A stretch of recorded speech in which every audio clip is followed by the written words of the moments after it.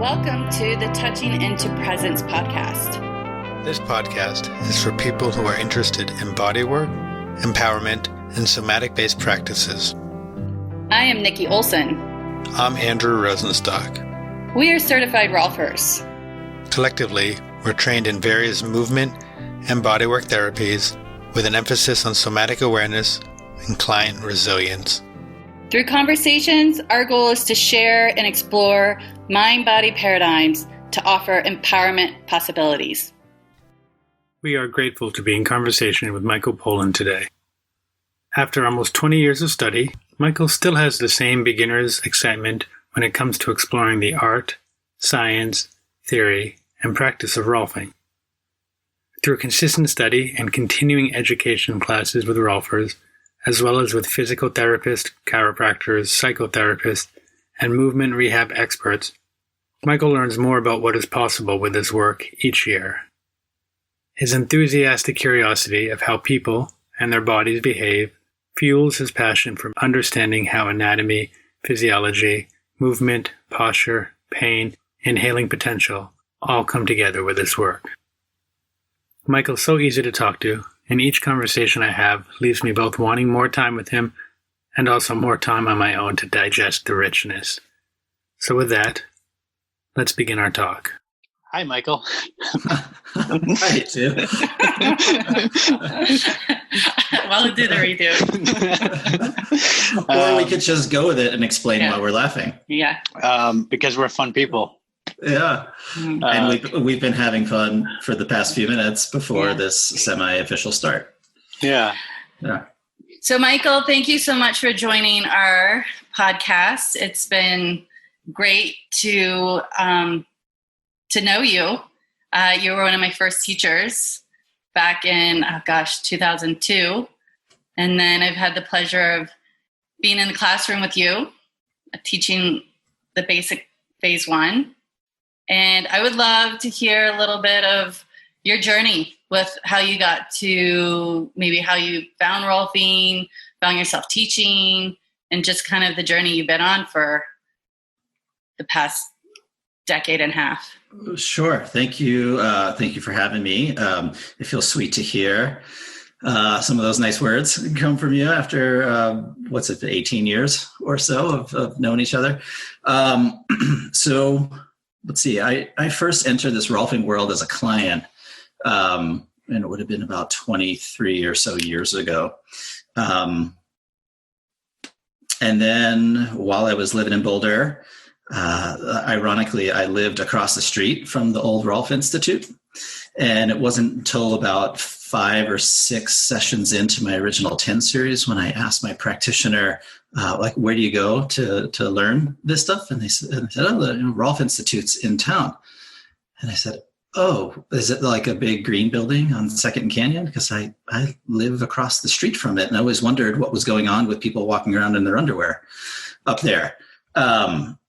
So there I was a couple sessions later, walking across the parking lot, going into the underwear building and getting an application. And I started in phase 1 way back in the summer of 98. And fast forward 20 years or so, went through, it's been kids' lifetimes since then and teaching several different phases of the training. And here we are in the midst of the current time, and who knows what the school landscape looks like, and who knows what our private practice landscapes will look like, but the work seems more exciting than ever to me. Absolutely. I can resonate from you being the physiology anatomy teacher when I first started training, and then, getting that foundation information, and then so many years later being in the classroom with you and you're teaching physiology. It was really cool to see kind of the different perspectives of what we were doing with the work. It definitely has evolved with the new pain science, touch science. It's not just the simple biology 101 anymore. Right. And I guess from a practitioner standpoint, the work lives in whatever current state of evolution you have it. And for me as a student of the work, I've always been excited to learn more, even when it's uncomfortable. And I could probably say that when I graduated the training, I was maybe one of those people who thought he knew it all. And there was very little left for me to learn coming out of phase 3. I was thought I had this thing figured out.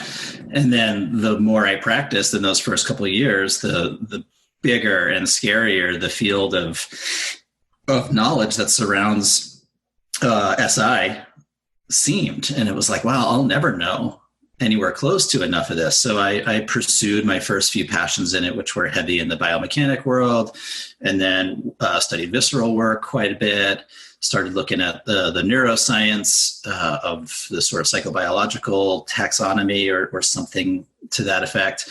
And that left me at about year 10 in my practice thinking like, whoa, this is a way bigger topic than a 10 series or a 12 series, any structure of knowledge would serve me. And it was about 10 or so years ago where I really broke out of the classic Rolfing or SI field to start looking into what would be my next thing of excitement.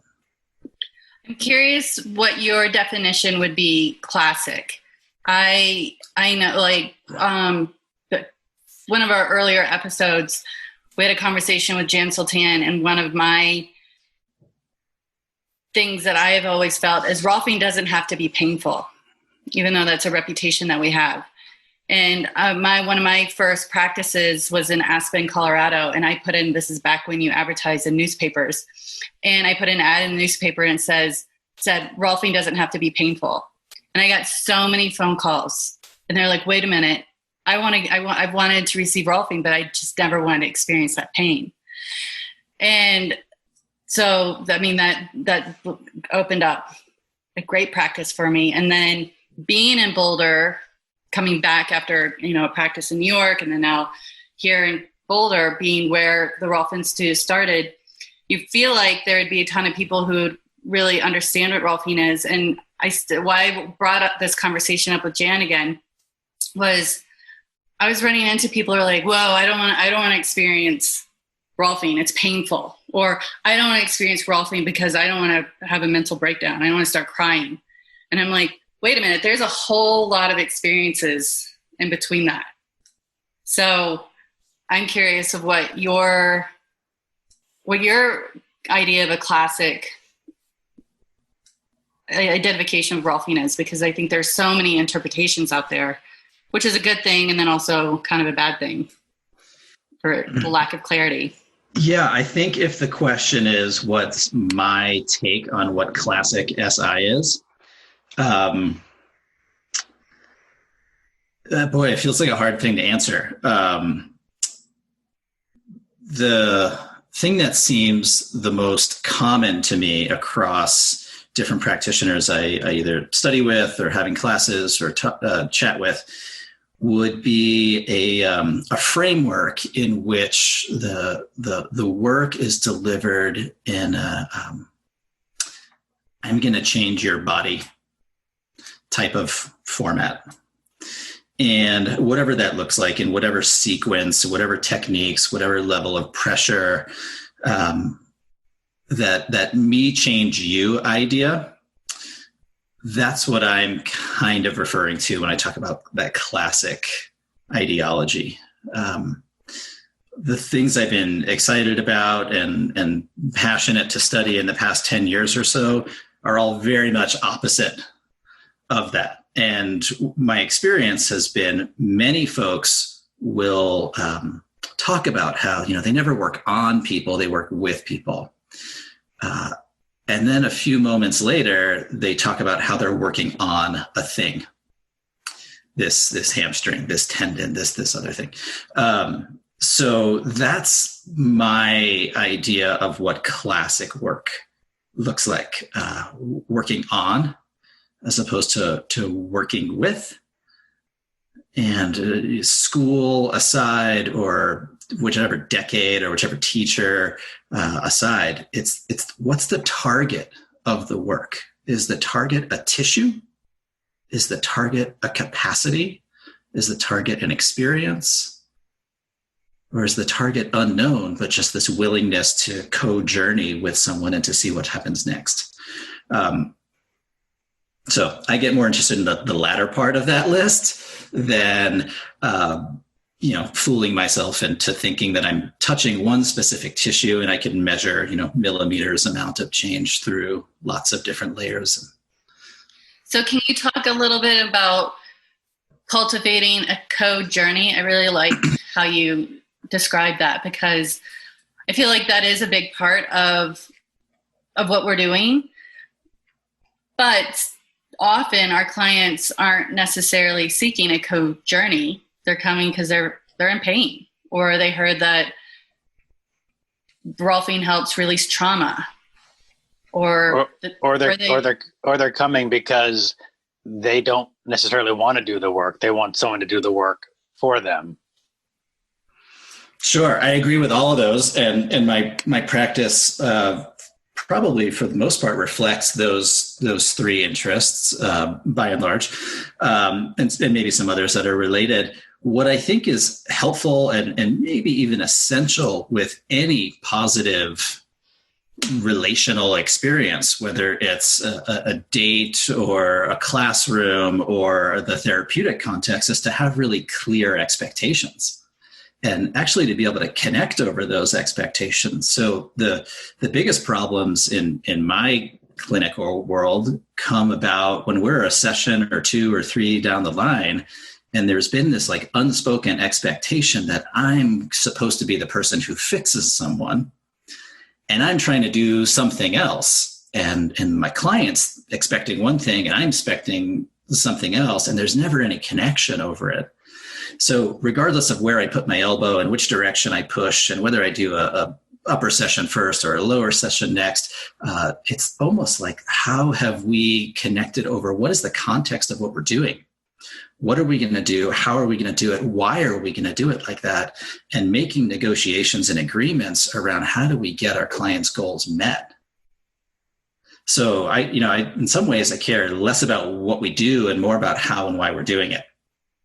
So if clients are coming in with, Michael, I want you to fix this thing, my excitement goes into why.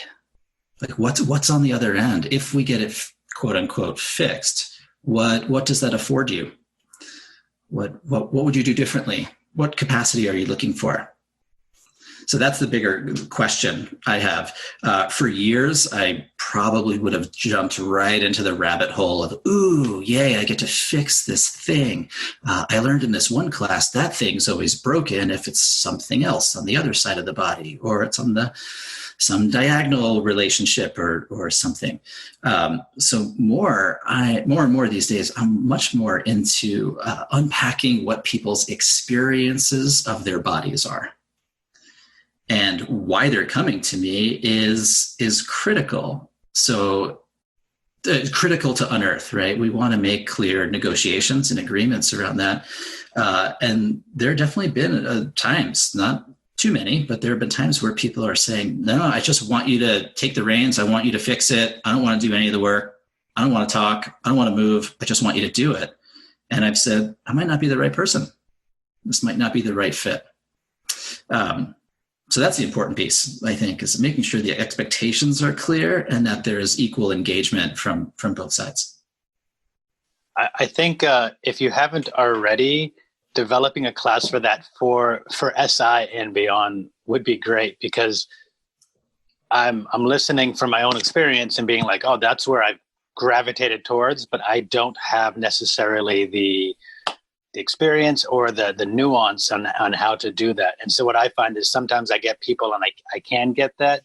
And other times they're like, no, you just do the work. And because I'm still sort of struggling with that. So I'm going to plant that seed for later for like, if you don't already have a class for that, because I see so much value in that.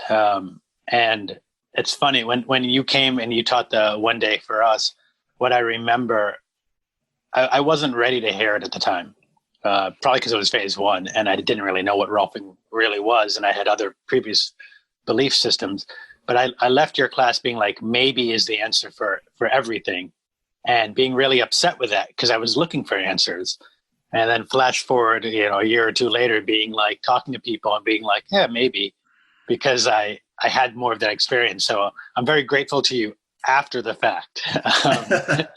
But I do think it's really important for the work, because we then start to do a lot of this explaining or telling what is, but is it? Mm-hmm. Right. And so to address the first point, the seed for the class planted and was actually in bloom until we had to cancel it for COVID stuff. So ultimately, I hope that in-person classes can be something we all feel good and comfortable about participating in again. I thought I would say, hey, let's do it in August or September. Here we are, almost middle of July, and that seems like probably not ready for that yet. At some point, it'll happen. And the idea is really about how do we cultivate ourselves as practitioners so we feel well equipped with whether it's the conversational tools or the bandwidth to handle clients who challenge us. Right off the bat, when I heard you say, Andrew, like, oh, I didn't really like that maybe. I hear that from a lot of students. I hear that from practitioners who've been working for a long time who I work with either in a mentoring setup or just chatting with. And it's like, why is maybe a challenge for us to begin with? And if we could address that pattern, what happens to us as practitioners when we don't know? And if we could put some space and time around, watching our reflexes. Well, if I don't know, let me make something up. Let me just push a little harder. Let me do anything I can to not have to admit that I don't know. You can spend your entire hour with someone doing that. And if we can be humble enough to say, well, client, I don't know, but you want to go on a little bit of an experiment and see where we end up in 5 or 6 minutes and see if we're any closer to getting what you want out of this. It's really easy to navigate that with this sort of realness that I don't know. Maybe even like, what's it like for you to hear me say I don't know? In my world, that builds trust more than a falsified, well, if your big toe is this way, your knee goes that way, and by the time you get to your cranium, it's all this way, and that's why you have a headache. It doesn't sound all that confident. Well, I think especially with I can speak to Rolfing because that's the school I went to, but but with being in a lot of different bodywork classrooms, traditionally, I think a lot of it is like learning the anatomy so you can see what isn't working. So you do go into this fix-it mode, and there is kind of more of this biomechanical viewpoint lens of like, how do we help remedy somebody's body? But and it's talked a little bit about in the training, you see it in like a lot of different modalities. I've been in tons of fitness and bodywork. The conversation of the stories that are holding your body. And I think for sure we're not psychotherapists, but I think the trainings I think all these trainings could serve a little bit more opportunity to learn about how to navigate people into their self-inquiry. So they do start recognizing like, oh, this nagging pain, yeah, it got fixed in my shoulder, but now that's fixed and now I have another pain. And how their kind of disassociation with their body is by finding what hurts and not always finding what feels good, or noticing what isn't working in their life rather than having gratitude for what does work in their life. And I think, that in kind of the work touching into the tissue and having that containment, that therapeutic framework that Rolfing SI can provide, we start to develop a little bit of that conversation co-journey that you're explaining. But it does kind of divert to, what maybe people were originally drawn to Rolfing was, I'm going to come in and be able to lean heavy into tissue and fix them and take them into this. I mean, I saw it, I'm sure you saw it a ton too, Michael, in the training of people kind of like got off a little bit of like, I'm going to be the heavy-handed practitioner and I'm really going to create change because I know how to lean into the tissue, which is, people with diverse bodywork skills, like versatile work, you make great changes and you're not powerlifting tissue. it's subtle work. Yeah. And so all of this, again, comes back to in my world of how I make sense of all this, like for the practitioner to be really clear about what they want out of their work. That pattern of student that you're describing there, Nikki, they come in with that preconceived idea of I'm going to be doing this work this way. This is the way the work needs to get done. This is how my clients want it. If they don't want it this way, either, tough shit or you're just not going to be my client. There's a little bit of harshness or a lot of harshness in all of those. And they're all limiting, right? That mindset limits practitioners, it limits clients, and it limits what's possible between the two. So if some awareness is brought to that idea in the beginning, that this is how I have to practice, this is how I want to practice, at least if we know that that's what you're up to, there are ways to work that with a little more savvy. Michael, how would you describe, so if you had this person who came into your practice that is open and willing to whatever you prescribe, how would you define it? Of what you would do, or what the journey would be? If they're open and willing to anything? Pretty much. Like there's no agenda. Yeah, they have a little bit of shoulder discomfort or something's brought them in. Mm-hmm. But they're not totally attached to an idea of what they've heard Rolfing would be. Mm-hmm. What would your introductory? Cool. So, one thing I would want to get at some point would be how will we know if this is successful for you? Like what is our criteria for determining that we're on target? And if people are really that open-ended, they say, I don't know, you tell me. I would say what was the impulse to come for help? What can I do to support you? I mean, if somebody's really that open, I can't think of anybody who's been that unattached from anything happening. People usually, we charge a pretty penny typically as a field. So people are usually motivated for something. But if I really couldn't find a motivation, I might take a couple guesses. Maybe through like a fairly traditional assessment and say, well, it seems to me like this part of your body runs a little heavier than somewhere else. Is that what it's like for you? Right? Seems like this part of your walk or the way you sit or stand or something pretty classic in terms of assessments. Seems like this thing does a little bit of that. I don't even care about being right. It's just almost like, let's just start a conversation. Is that what it's like for you? How do you notice that show up when you do your thing of chasing your kids around or swinging kettlebells or fly fishing or dancing or whatever you do? It's just a launching point to get someone's experience of what it's like to be them. The two biggest questions I have when working with people is, how can I help you? Right? This like, what would be successful? What would make our work successful? And then the other is, what is it like to live in your body? I find the first one puts us on a target, and the second one unpacks and invites us along this co-journeyed event where the process and maybe even the sequence of the work is less bound to a protocol.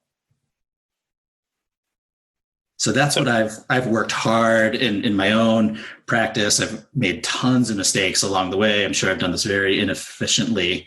They're not mistakes. They've brought you to where you are. Well, yeah, that. Yeah. And, uncoupling what I can get in the moment, my level of presence, my interaction, my curiosity from a formula has been, I think, the biggest gift that my studies have afforded me.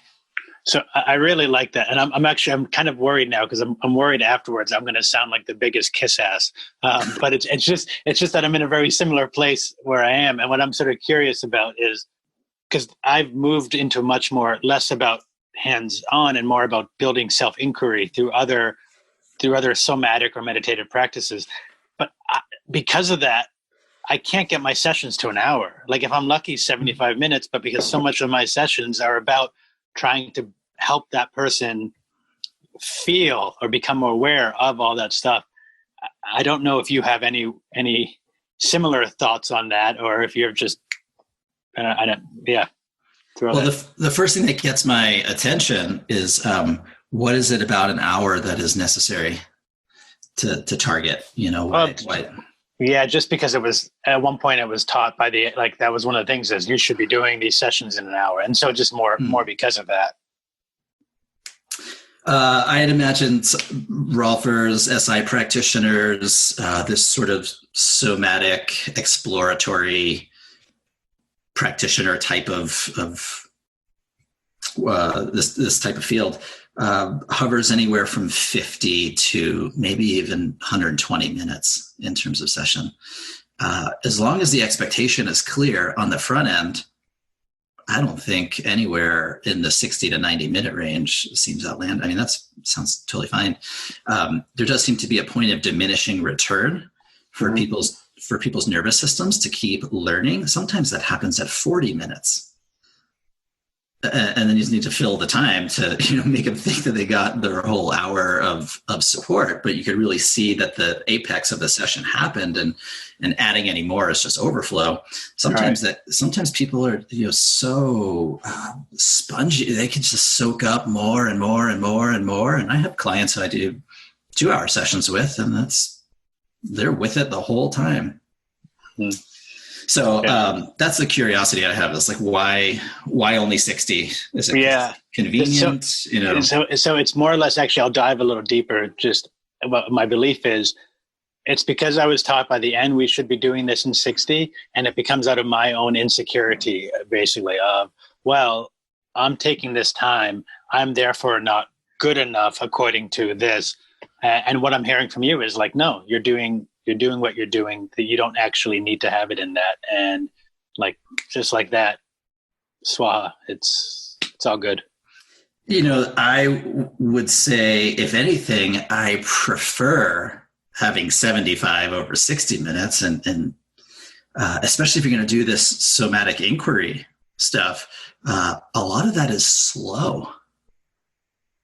It's almost like, kind of have to wait for potency and clarity to build, and rushing that into this sort of convenience of the clock almost seems more like a foul than running over. Obviously, we're all bound to some kind of time frames for agreements and schedule flow and all that stuff. But I like having the time. The processes I'm after are slower.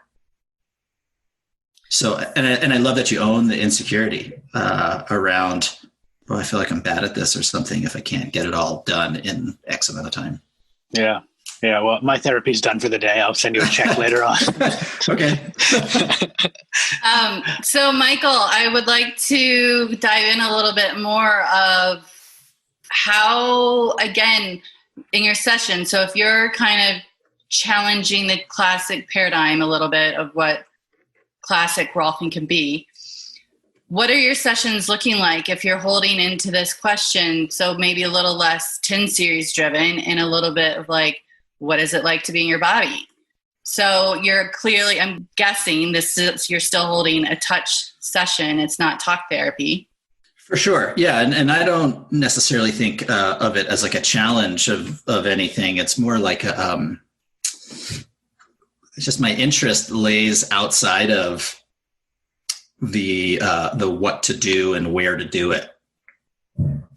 And more in the why would I do this versus doing something else. And I really can't answer those questions for myself. That's like a participatory process that I need to know what's happening in my client. It's going to change day to day. Same person changes, 1 week to the next, or sometimes beginning of the session to end of the session. So if I'm interacting with an ecosystem, I think the biggest lesson I've learned is that they have a much better sense of what's happening from within the ecosystem than I do from outside of it. So my sessions might look very similar to something I saw demonstrated when I was in phase 2 or phase 3, or, a pretty standard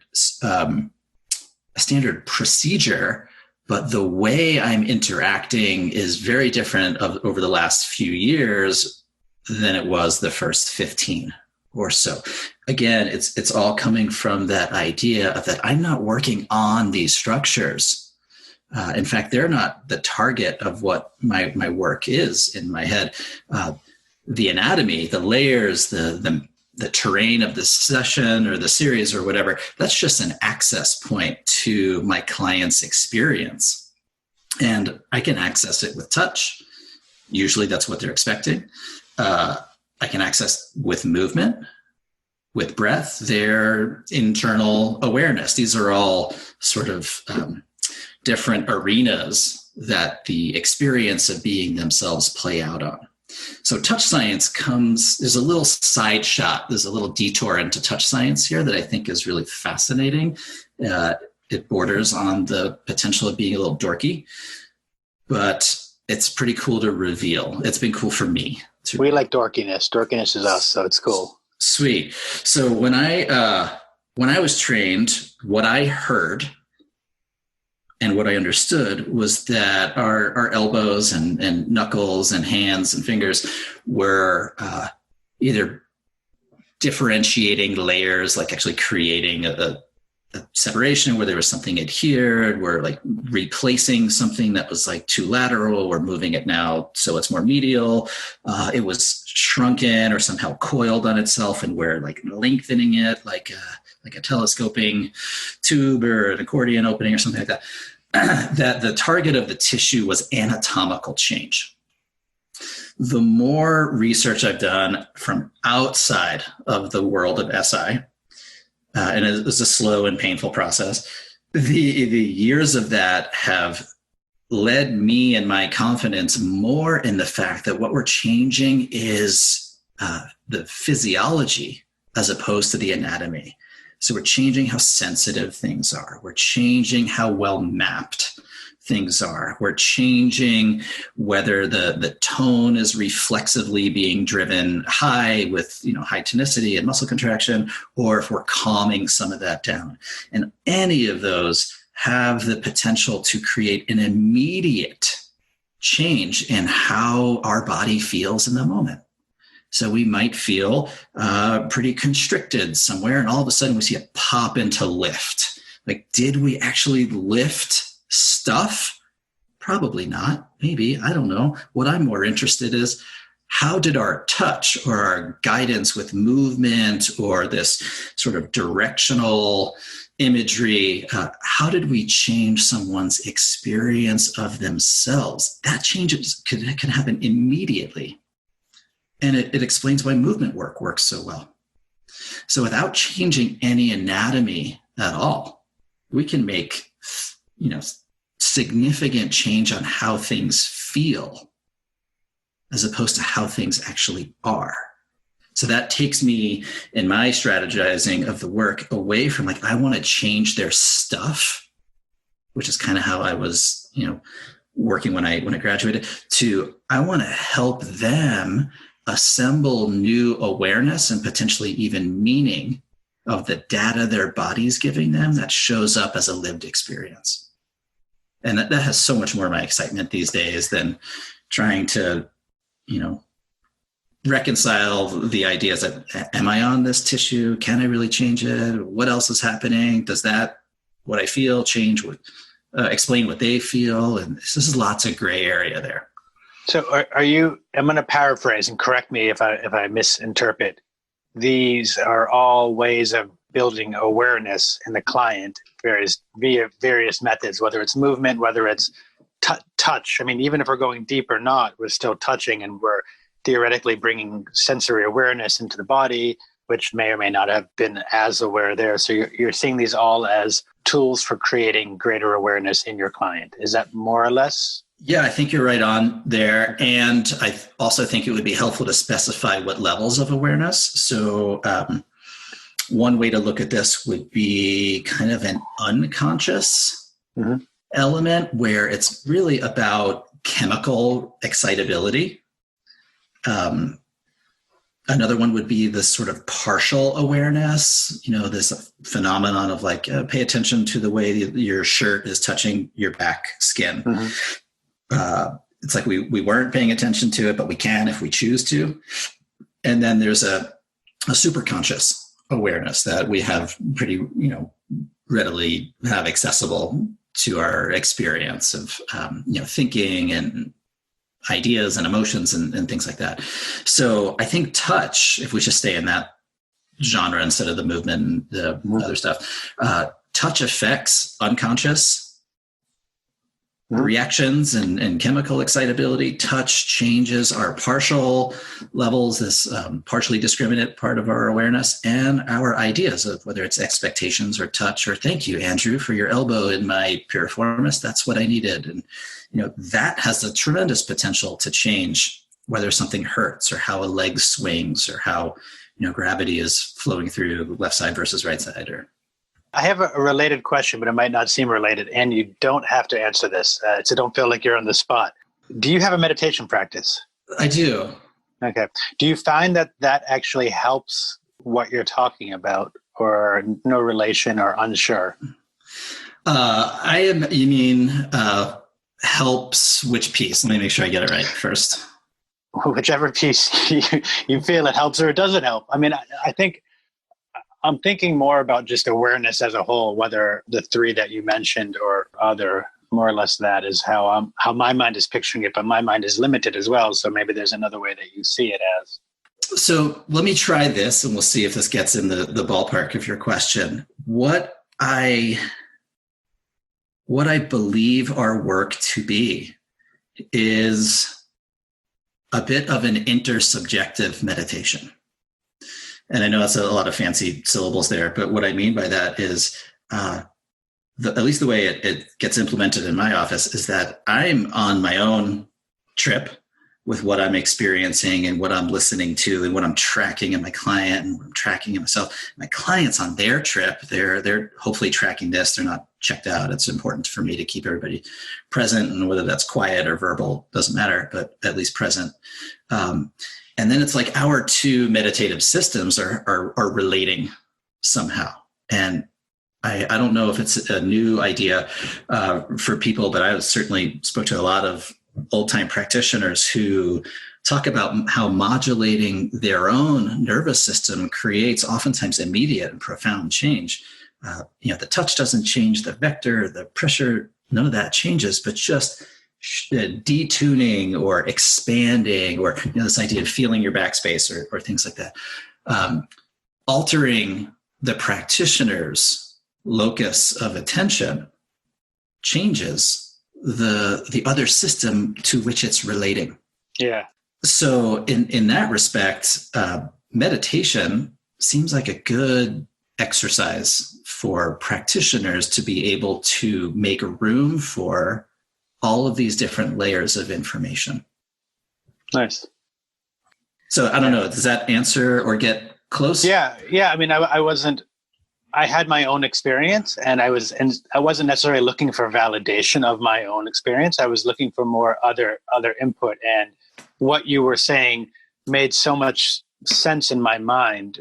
And so just more hearing your input, it makes sense. And when sort of what you talk about with whether backspace. I remember in biodynamic cranial, a lot of the times your touch doesn't change, but the teacher may say like, what you're focusing on, grow the room. Can you see across the street? Can you make and I had in Rolfing with Ray would have us a lot of times do these exercises where we would go to the horizon, right? And interestingly, even though the touch didn't change, the pressure stayed the same, the client's response changed. So the most important part and most exciting part for me in that phenomenon, which I experience regularly, is not so much that it changes. It's if the client has an experience of it changing. Because I've definitely sat on my side of, a couple decades worth of things that I am fascinated by, that my clients don't notice at all. So then I start to wonder, like, all right, am I deluding myself? Am I making this up because I want to feel like it's working? Am I somehow masking what is or isn't happening based on my projected need to be successful or competent or whatever? To me, where the rubber meets the road, the biggest value of the work is when the practitioner and the client can connect over a shared experience of something happened. It doesn't have to be the same thing that happened. Right. Yeah. I can say, oh, you're seemed to me like this part of your body let go. And they're like, no, it's a different part, but something totally changed. That's to me integration. It's a system that's going through some kind of change. When it gets witnessed by the other, that seems to lay down a different neural structure and leave an accessible pattern behind, as opposed to your client tripping out on the table about, oh, this thing happened and that changed. And they never really get any validation. They don't share that experience. It's not known. Yeah. It seems like it could slip away a little easier. It can't. Yeah. I mean, it's funny when you're saying that, I laugh because I'm home. I'm stuck in my parents' house because of Corona. So I work with my dad, and my dad is the best dad. I love my dad. He has zero body awareness whatsoever. And I would work with him, and I might do traditional SI or I'll do cranial. When I'm doing sort of biodynamic, he has zero awareness, and I sense what I sense, but I never tell him. But I might say, "What are you aware of?" And it's like nothing. And then when he gets off the table, he walks so much better. But he hasn't put that, he's sort of aware of it, but he doesn't have that sense. So I never want to lead him into like, oh, this just shifted. But there's a communication happening of some sort, but maybe the language isn't exactly in tune. So I might be speaking Chinese and he just doesn't understand Chinese. So there's something not happening. Or that it shows up later, right? Like the value is less about being able to articulate it or sense it and articulate it as it's happening. But when he gets up and walks, right, things are different. So maybe a goal is not to instill the awareness as it's happening. Maybe that doesn't need to be as important. I notice I get hooked by that with my clients. Like I have this story in my head that, oh no, I really think it's a good idea for them to be precisely body aware, moment to moment. And I don't know if that's true all the time. Yeah. I was listening to a podcast with Robert Schleich that we all know is one of the pioneers in fascia research. And it was refreshing to hear from him that, who's chased all these different ideas of this is what's happening with the tissue, and being like, oh, actually, nope, that research has proven it only happens a little bit. And that really kind of my takeaway from listening to it is the likelihood of what's happening to the tissue, and kind of touching back to the conversation that we're having with the touch science, is it's probably a little bit of everything. Excitability of the nervous system, the bringing on proprioceptive awareness, the various chemical changes that happen within the tissue, the cellular changes. And, for someone who, him being an original Rolfer, knowing the work really well, to kind of let it go a little, as much as he's fascinated of what's happening, but also being like, change is happening within the clients. So it's going to be really cool once we find out what actually happens. But that's still, we're a couple years away from that. Increasingly, we're getting closer with, technology, being able to be in higher resolution of micro things that go underneath your skin. There's all kinds of ultrasound imaging Totally. available there. Yeah, it's pretty neat. So the advances with the technology, we're going to learn a little bit more, but at the same time, kind of, I feel like what you're sharing is that we can be a little less attached to what is actually physiologically happening and more to the evolutional growth that's happening within the being. Yeah, and I love the idea of not knowing. It's not easy for a lot of people. It's not easy for me. But the not knowing, I think there's an opportunity there to orient more towards our clients' goals, which are these, like, what's the lived experience of what it's like to be you, and what are you hoping I can help you with? I couldn't agree more. And who cares if the fascia changes or not? Who cares if posture changes? What if posture gets worse, but people have like much better lives, having seen you and gone through your series of work or whatever. So when I teach physiology, I like to outline, maybe 10 or 12 different ways in which the therapeutic exchange of touch and movement awareness type of interventions could create change in someone's lived experience of themselves. And only one or two of them have to do with actually changing the fabric of the fascia, which leaves, maybe 8, 9 other feedback loops that have pretty powerful and immediate potential impacts on how it's like to swing your shoulder, or letting yourself trust your foot underneath you, or why something hurts and then it doesn't. So the need to know feels less to me like a need to know, like less of a need, and more of a curiosity as to what other things are happening. There are way smarter people than me trying to figure out what the fascia is doing. What I'm really interested in is like, what is the lived experience of the person doing as soon as we make contact, and as soon as they come into our room, right? Like, what's it like to be in this studio space, right? What's it like to be seen in some less clothing? There's all kinds of really important feedback loops that would be, calm down or excited, whether it's proprioception, whether it's sensitivity, whether it's, muscle bracing or any kind of stuff like that. So the fascia is just one part of our work. And, more and more I'm thinking it's a smaller part of the work.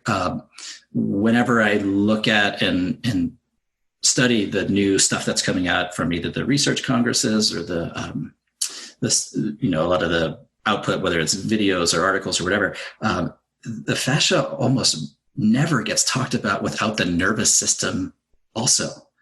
And I don't know why those are always introduced together. They seem to be different systems.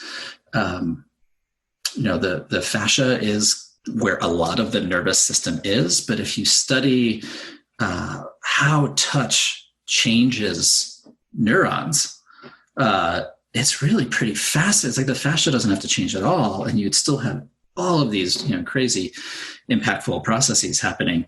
But it's not even all that interesting to me anymore about like what's actually changing. What I'm more interested in is building, whether it's conversational skill or the relational capacity to like, I want to be closer in touch with what the lived experience is.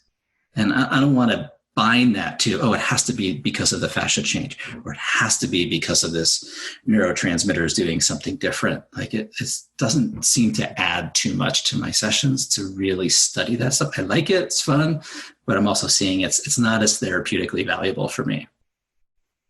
It's dorky and it's like a guilty pleasure. It's a vice of mine. But really what I like doing is building bridges to the unfoldment of people's experiences while they're happening. Yeah. And that to me is integration. Yeah. It's interesting just because one of my other hats I wear is a yoga therapist, and a lot of yoga forget the physical aspects of it. The yoga is about being with the moment as it is. It's a being in a non-dual state of awareness, which is sort of sounds in some ways more or less what you are speaking about. We can have all this information that tells you something, but what does that actually really tell you about what's happening right now in you and this person? And for me, it's a constant struggle of trying to get that information, say, okay, this is 1 + 1 = 2. Okay, I have my Cartesian logic here. Great. But then working with a client where they are different, maybe, and not bringing my expectations in and letting their experience lead the way. And it's, I mean, I'm newer at this than you, but it's a struggle that I love. And I love catching myself in the middle and being like, back up, ego aside. But yeah, I hear a similarity to that non-dual way of approaching it. Yeah, well, newer than me or not, I think if I got the math right, I wish I had the bird's eye view of this whole thing like you do when I was 3 or 4 years into my practice. So, I mean, it sounds like you really got a lot of perspective over a few different important things that are unfolding at the same time whenever you work with someone in a yoga context, in a bodywork context, heavy-handed, light touch, a la biodynamic stuff. A lot of times I like to use this metaphor of what excites me about how to bring this understanding and how to get this more clearly out there with the community is to use the metaphor of kissing. And I know it's obviously a very different realm of two humans coming together, right? It's got this whole intimate and potentially romantic aspect, but it's such a rich playground to explore. I remember first being set off on this path of thinking about kissing in my advanced training. I think this is back in like maybe 03 or 04 with Jeff Maitland. Somebody asked him, like, how do you know when the technique, the thing, the release, whatever it is, how do you know when that's done? And he said, well, how do you know when you're done kissing?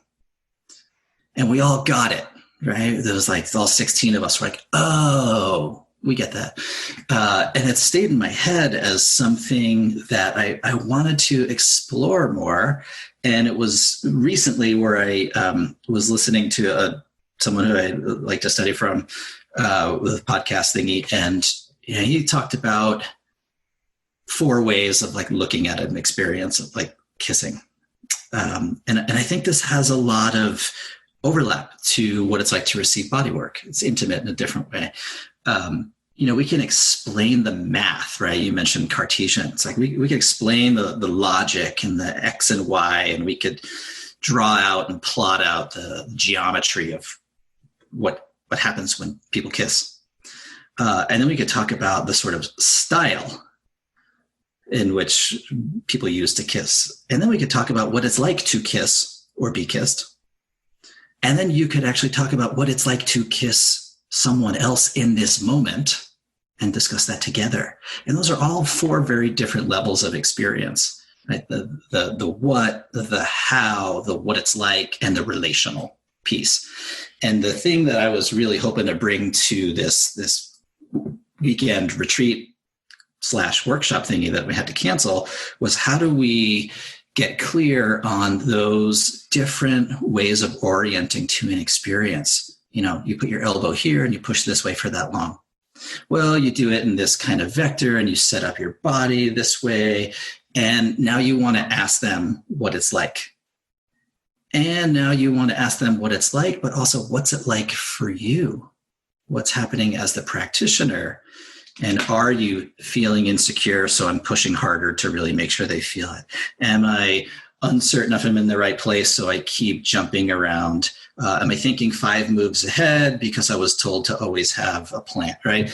So that's the part when I do mentoring and supervision, when I talk to other practitioners, it's like, what's the relational part that's emerging between the two systems, back to that intersubjectivity of the work. And not that the sessions are ever about the practitioner's experience, that I don't think should ever be primary.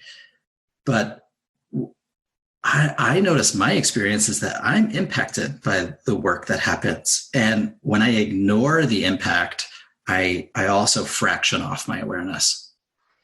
So in order to be as fully present as I can, to keep my ability to track all of these different levels of info open, it means I show up a little differently too. I'm willing to not know.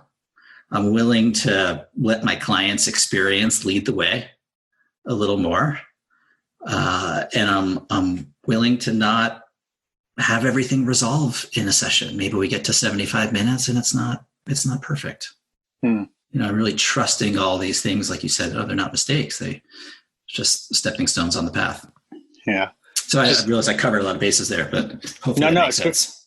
It's great. I have a question, which is just that when this workshop ends up happening, there is or there isn't going to be a kissing booth. I'm just trying to figure that out. There will very much not be that, okay. Unless it's after hours and with consent. Which that's what kind of got me into thinking why this stuff feels so important to me. It does, from at least the way I see it. There's actually, lots of crises happening in this moment in our history. But before a lot of these erupted, it really seems like we're in the era of consent.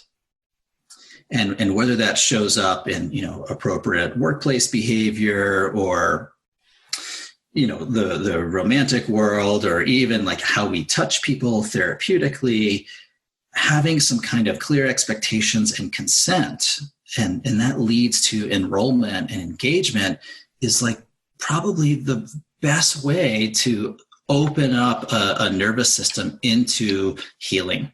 Is that not only what we're going to do is okay with you, but you're on board with it. And you'll let me know if that changes. Well, I agree with you. I mean, I think that has been a huge paradigm shift in people getting comfortable asking and not just assuming that they can do whatever they want. And then on the other side of it is the person who's being asked for consent being like, oh, well, I have a voice over how I should be touched, and I get to control and have that authority. And I think that hasn't been so much the case in recent times, and that I think there could be a whole bunch of reasons why, but for sure. I mean, I know I saw it in the general public, and definitely was seeing it greatly in practice, that the intake form wasn't just about your general medical well-being. It was also, where's your level of consent? And I mean, even from the days of, we joke around from early training days, there wasn't a Rolf uniform. You showed up in your bra and underwear, whatever your intimate clothes looked like. And even back in the Esalen days, there was probably people that weren't really wearing clothes. To, when I came back many years to be involved in the teacher training program, there was this whole Rolf uniform and how you showed up for sessions. And so there was this whole level of coverage that I think changed in the work. The Esalen days, there's stories of like Rolfers working on each other, or working on their client, and being like, so after this, you want to go to the hot springs and have sex? Like, that was what was happening at that time. Because that was the time, and that was Esalen. So gladly things have changed a bit since then. Yeah, and I'm not old enough to have been around for that stuff, and I'll take your word for it that that's what was happening. And part of me really shudders to think that was a reality at some point. But that kind of leads me right into like what you were saying, Nikki, with what are the expectations around something like clothing? What are the expectations around something like pressure or pain? And it just reveals to me that when we look a little more closely at that stuff, whether it's clothing or pressure or pain, anything else we want to have an agreement or negotiate around as part of the setting up the therapeutic context, is the thing itself isn't necessarily good or bad. It's what it means to the client. Mm-hmm. And how do we know what it means? How do we know what it's like for the client unless we ask? Being in say, your traditional Rolf uniform, right? Underclothes or whatever, that might be some of the most therapeutically beneficial part of someone's series, just to deal with the little bit of stress or the lot of bit of stress of being seen and learning to be comfortable, to be received with care and hopefully a non-judgmental and empathic way by practitioner. That might be one of the biggest benefits of going through a 10 series for someone, that my body is okay. Not going to be ridiculed. I don't have to hide any of that stuff. To someone else, it could be way too much of a demand to be seen in less clothing. For someone else, they could be naked and it would never even challenge that, right? So it's less about the elbow, but it's more about what the elbow is like for that person. And how do we ever know if we don't stop and ask? It's really interesting. I got an email yesterday out of the blue from someone who wants Rolfing from a place I used to work at. And she wants it because she feels she's unattractive. And she wants to change the fascial structures in her face or whatever. And my first response is to be like, the work that I want to do is not change your fascia, but get you to realize you're beautiful as you are, and it's just something you said really resonated with that, is how, because then you have to negotiate. Well, you want me to change the tissues, but my viewpoint is the external and the internal need to match. And the internal for me is so much more important for the external, but that's me, that's not them. So how to have that dialogue and how to have that consent to find that space. I don't know. I won't work with her for a while because I won't be in that area. I haven't even fully responded to some of the emails because I don't want to say, well, we need to change her experience or imply that her view is wrong, because her view isn't wrong. Her view is what it is. It's just different than how I see it. And I think it could be expanded. Sounds super rich. I wish we could watch how you do. But yeah, there's a lot to play with there. And, maybe some of the belief system that you're wanting to work on, maybe it lays outside of the standards of practice as they're agreed upon by your school, by your state, by the agreements you make with your clients. These are all a little less black and white and a little more gray. And when is it SI and when is it not SI anymore? I mean, those are arbitrary and wise things to heed, but it's really anybody's guess as to when staying with the present experience of your body through language starts to become psychotherapy. I don't know what that line is, but what I do have a lot of confidence in is as long as both parties are clear about what to expect and consent to it, probably a lot safer. I think we learn very elemental pieces of this in at least the TR, the therapeutic relationship program at the Rolf Institute. I don't know what the sort of, the communication or client practitioner dynamics, or maybe it's called ethics or something at the different schools are like, but this sort of conversational connection, which is oftentimes a really important access to what someone's experience is, that it's maybe not playing out in the tissue, but it's more an idea or an emotion. And again, is it psychotherapy? If you're staying with what's current in terms of body sensation, I don't think it is. If you're trying to treat disorder, advise or coach, different story. But all these skills kind of point back to the same thing, which is how do we track what's happening? How do we connect to it? How do we reveal what's happening for us? And how do we stay on the moment to moment unfoldment of how it feels to be doing what we're doing right now? And are we on board, or do we want to adjust something? Or, it feels to me complex and challenging to talk about it, but when it's happening, it actually winds up feeling pretty easy. And that's, sorry, I was going to say, that's what I hope that same skill set is like. How do we evoke more out of our sessions? That it's not just limited to, I want your shoulder to go from over here to over there. But what is it like for you to have your shoulder in a new place? What else do you notice? What else might you try tomorrow or this week with your activities now that this is like this, right? Like all of those other qualitative components. Well, I think we've covered a lot of valuable components of structural integration that isn't about leaning into the tissue and creating a specific pressure. And all of these can happen as a result of leaning into the tissue, right? Like leaning in, even with my sessions are probably medium to firm most of the time in terms of pressure. But I see the pressure not as the end, but it's a means to unpacking an experience.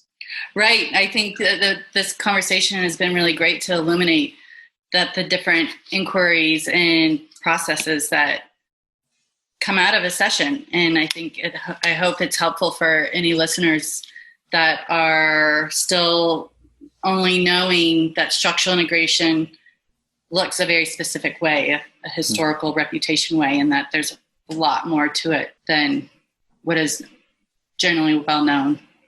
Michael, do you have a website or where people listening can find more information about you? My website really just serves as a very mildly and boring, mildly interactive and boring interface, almost like a digital business card for my practice. So no is the answer to that question. You'll find out about how I work and what my email address is and all that stuff. The thing that I feel the most excited about that I have put out recently, and it's soon to be published, I think the book ought to be available pretty soon here, is that I collaborated with Dan Akins, another SI practitioner, and he and I co-authored a chapter for David Lazondek's book. Congrats. Thank you. I thought it was end of July, maybe August, somewhere in that neighborhood, about when Dave's book will be published. But it is, as far as I know, it's one of the most research-cited pieces on what SI is, how it works, and for whom it's beneficial.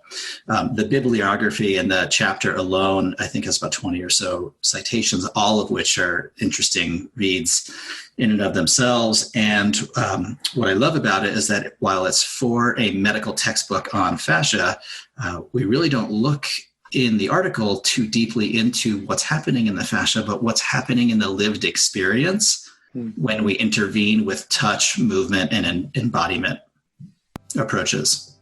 So that's a really cool launching point, and it ought to be published and available pretty soon. Cool. Great. Thank you so much for taking time with us. Of course. Really I wish we had more of these, and I know you're putting a lot of really interesting and exciting voices out there. So kudos to you two for launching something that seems like it's been a need. Thanks for listening to us at Touching Into Presence. We hope you enjoyed today's conversation. You can find out more about Michael at rolfingdenver.com. Please feel free to leave us positive reviews on your favorite podcast aggregators, and please share us with people who may be interested.